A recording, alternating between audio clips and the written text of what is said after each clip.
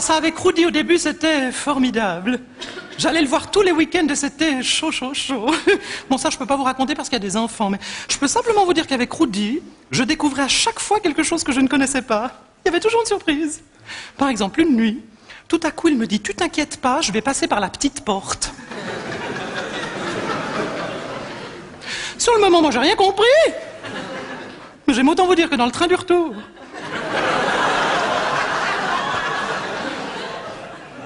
J'ai voyagé debout.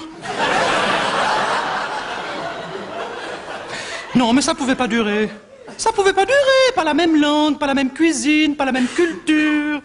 Non, puis d'aller toutes les semaines en Suisse alémanique, moi, ça me fatiguait. Le voyage, le décalage horaire,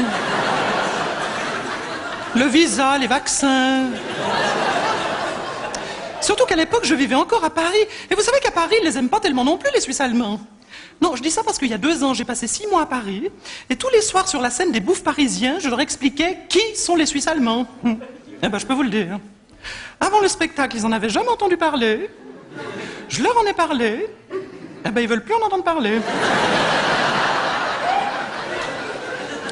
Je donnais au public parisien chaque soir une petite leçon de géographie suisse. Est-ce que vous voulez que je vous la donne? Oui. Alors écoutez, pour ça, c'est très simple. Il vous suffit simplement d'imaginer pendant quelques instants que vous êtes parisien. D'accord? Vous êtes tous français. Rassurez-vous, c'est seulement pour 5 minutes. Comme ça. Bien. Comme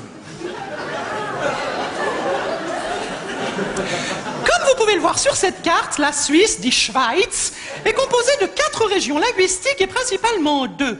Nous avons tout d'abord ici en bleu la Suisse romande, là où on parle français, c'est-à-dire les gens normaux. Et puis nous avons la Suisse alémanique, la Suisse primitive, qui est habitée principalement par les Suisses allemands que nous appelons, pour simplifier, les Bourbines. La Suisse romande, donc la Suisse française, possède une frontière au nord avec la France et une au sud avec l'Italie. 2 pays latins qui ont sur nous une excellente influence. En revanche,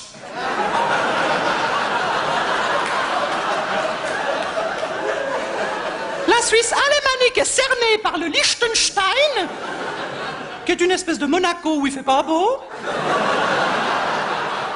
L'Autriche, Österreich et l'Allemagne, Deutschland, des pays qui ont eux aussi une influence, pas besoin de vous dire laquelle. Vous ne le savez peut-être pas, mais la Suisse ne fait pas partie de l'Europe, bien qu'elle soit située en plein milieu. Et vous savez pourquoi? Parce qu'à chaque référendum, les Romans votent oui, alors que les Bourbines disent nein. Nein. Alors attention, attention, ce n'est pas de l'allemand. Hein. Non, les Bourbines parlent une langue que personne ne comprend à part eux. Ça s'appelle le suisse allemand.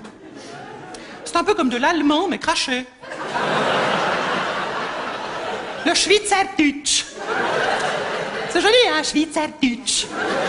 En allemand, on dirait Schweizerdeutsch. Non, mais eux, ils disent Schweizerdeutsch. Faut qu'ils salissent tout. Tiens, par exemple, avec un koala, ça devient une koala. Une caméra, c'est une caméra. Ils disent pas quand, ils disent cra. Alors quand ils commandent un Coca-Cola, je vous raconte pas. Mais d'ailleurs, ils nous changent même le nom de nos villes. Mais oui, Genève, c'est Genf.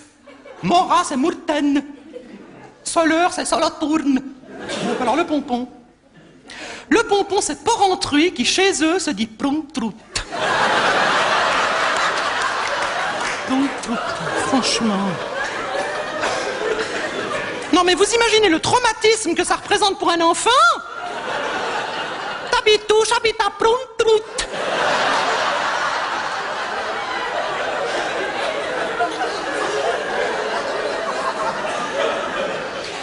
Les Allemands, quand ils croisent un Bourbine, ils prennent peur. Mais pour faire peur à un Allemand, il faut se lever de bonne heure. Tiens, par exemple, en allemand, comment ça va? Ça se dit Wie geht es? Alors que les Bourbines, ils disent Wie geht's? Wie geht's? Et quand vous allez bien, vous ne répondez pas gut. Vous répondez quet. Wie geht's? Quet. Wie geht's? Quet. Wie geht's? Quet. Et qu'on essaye? Wie geht's? Non, pas quet, quet. Quet. Avec la bouche qui tombe, un canard bien dégoûté comme ça. Voilà, ça veut dire que vous allez bien, quet. Bigots? Bigots? Bigots? vous êtes suisse allemande, vous, c'est pas possible. Wie geht's? Lecker bist du blöd, du fette Schnepfe. Ah non, fausse alerte. Non mais c'est bon, on ne sait jamais. Y a-t-il un Suisse allemand dans la salle? Non, parce qu'on demande toujours s'il y a un médecin. Mais jamais personne passe à demander s'il y a un malade. Y a pas de Suisse allemand ce soir? C'est pas possible. Ah, où? Anna! Hallo! Wie geht's? Ah, c'est une vraie, c'est une vraie, c'est une vraie. Comment vous appelez-vous? Cornelia. Cornelia! C'est définitivement une vraie. Dites-moi, Cornelia, d'où est-ce que vous venez? Quelle est votre origine? L'Auxerre. Dis donc, c'est gentil d'être venu si loin pour me voir. Mais rassurez-nous, Cornelia, vous êtes à Lausanne juste pour le spectacle, après vous rentrez chez vous, vous quittez la Suisse romande. Bon voyage. À tout à l'heure.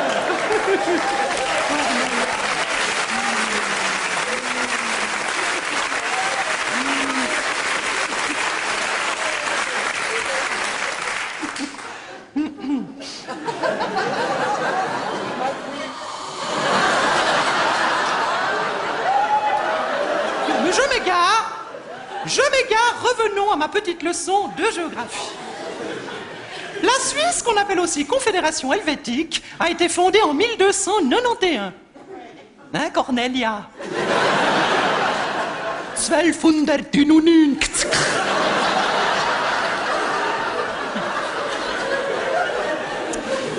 Contrairement aux idées reçues, la capitale de la Suisse n'est pas Genève, ni Zurich, mais la ville de Berne.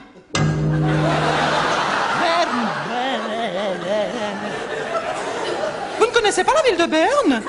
Comment est-ce que je pourrais vous la décrire? Est-ce que quelqu'un parmi vous est déjà tombé dans le coma? Voilà, alors c'est à peu près la même chose, sauf qu'à Berne, on n'a quasiment aucune chance de se réveiller.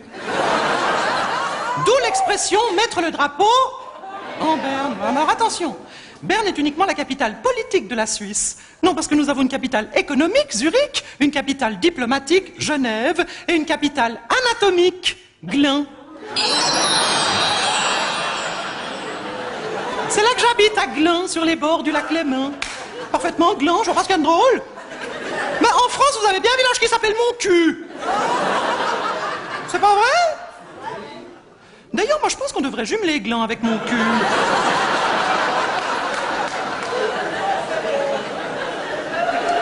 Enfin bref, je m'égare. Zurich est la plus grande ville de Suisse, avec plus d'1,5 million d'habitants. Mais ça, c'est seulement si on compte la banlieue. Hein? Atticon, Dietikon, Efretikon, Eurlikon, Pfafikon, Tsolikon. Ah, ça, elles sont nombreuses dans la région. Et bien alors, au milieu, ici, il y a ce que nous appelons Röstigrape, la barrière de Rösti.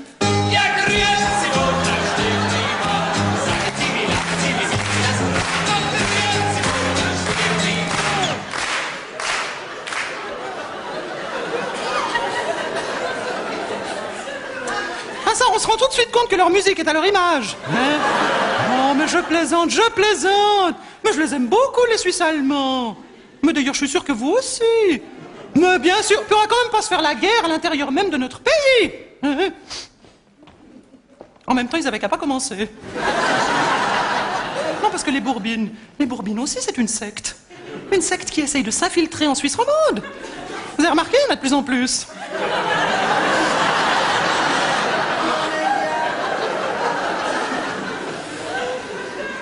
Alors ils viennent chez nous, ils nous disent qu'on est fainéants, qu'on sait pas travailler, qu'on pense qu'à rigoler. Oh mais ils sont chiants.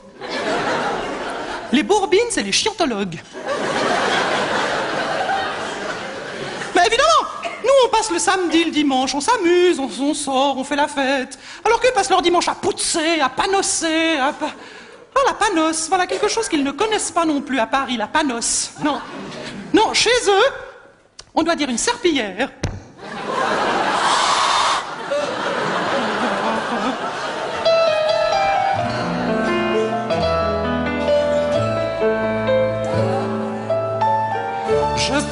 un objet que bien sûr les Français ne peuvent pas connaître. On s'en sert ça et là, après la bamboula pour laver les fenêtres. Et du sol au plafond, c'est cet humble chiffon qui nettoie la cuisine. Ce bout de toile écru qui séduit mes voisines. Mais vous êtes inconnus, la panosse, la panosse. On a beau dire, elle nettoie tout. La panosse, c'est